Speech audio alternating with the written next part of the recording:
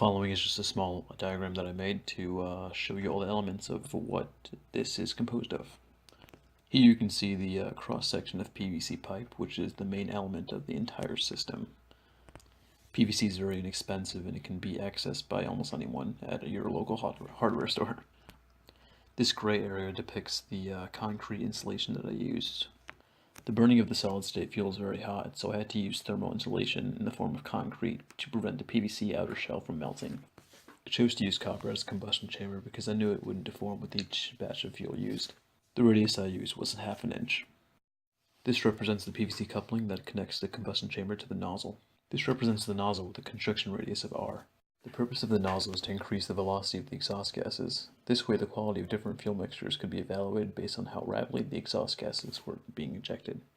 This is just a PVC cap to mark the end of the combustion chamber.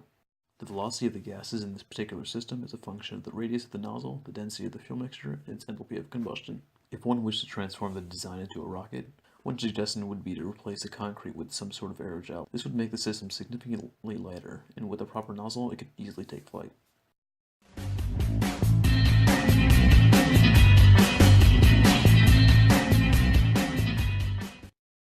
Here's a display of the main elements of the system. The inner and outer chambers have a length of 6 inches, while the nozzle has a length of 2. Everything was cut using a hacksaw. Since the pieces of PVC and copper pipe were cut with a hacksaw, I had to smooth out the ends in order to make the system fit together nicely. To do this, I used a coarse grit sandpaper for the initial sanding, and a finer grit sandpaper for the finishing touches.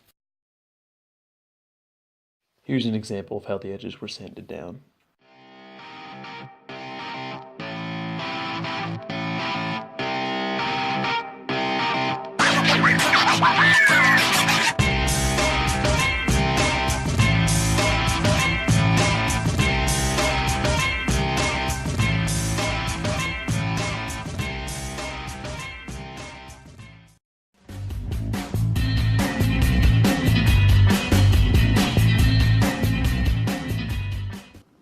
At first, I thought of using a high-temperature furnace cement as my thermoconcrete barrier. However, after letting this concrete sit for 2 weeks, it still had not set and it was soft to the touch. To combat this, I used a fast-setting cement, Quick Right, which proved to do the trick. This is me packing the cement into both the main combustion chamber and the nozzle.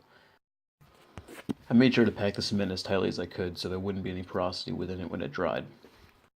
I'm no mason, so I was not very good at this, but I managed to get the job done. I would recommend to wear gloves for this part because the cement really does set fast. Here is a close-up of the dried cement inside the nozzle portion of the system. This is the final, put-together combustion chamber, which will be packed with solid-state fuel.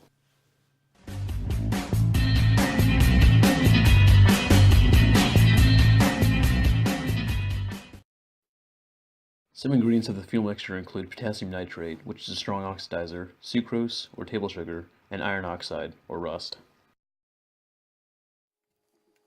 Now, the main ingredients of the fuel mixture is potassium nitrate and sucrose. After some research, I found that the best reported fuel mixture was a 65-35 potassium nitrate sucrose mixture.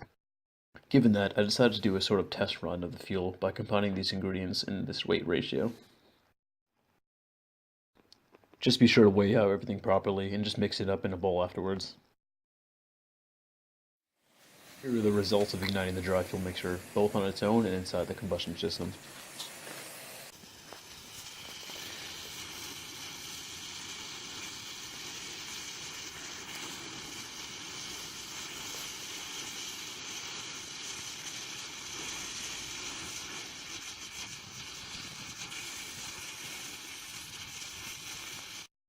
Now, for the fuel to be an effective one, you'll have to heat up the mixture on a stovetop.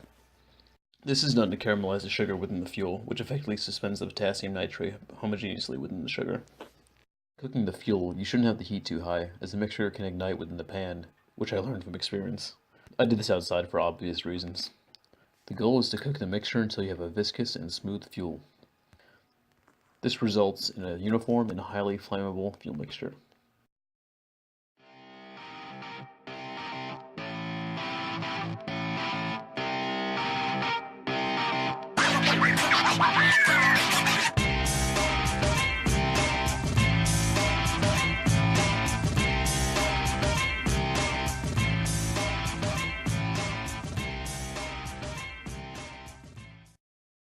After you have achieved a desired fuel mixture, you can pack it within the combustion chamber that has been created.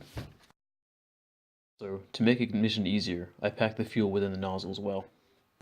The mixture is very hot at first, but cools down very quickly, so you must work with haste. Don't be afraid to use your hands, but take caution.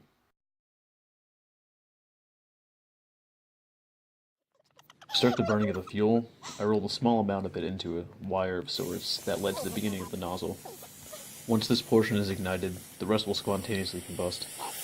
You can see that once the reaction reaches the main combustion chamber, the velocity of the exhaust gases increases dramatically.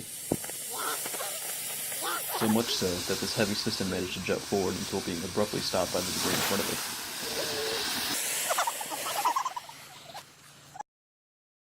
Unfortunately, during the third run, my system experienced a critical malfunction and resulted in destroying itself. This happened simply because I did not completely secure the nozzle to the main chamber. Inside the coupling, the PVC was exposed, which is a thermosetting polymer. So it deformed until failure while the fuel was burning. With this, I unfortunately did not get the chance to display another person using what I made. However, throughout making this, my housemates gave me a hand for many things, and they definitely enjoyed the show I displayed in the end. In the end, though, I learned so much from this project. I wanted to make this because it relates quite closely to my major, and I was able to incorporate many engineering aspects to it.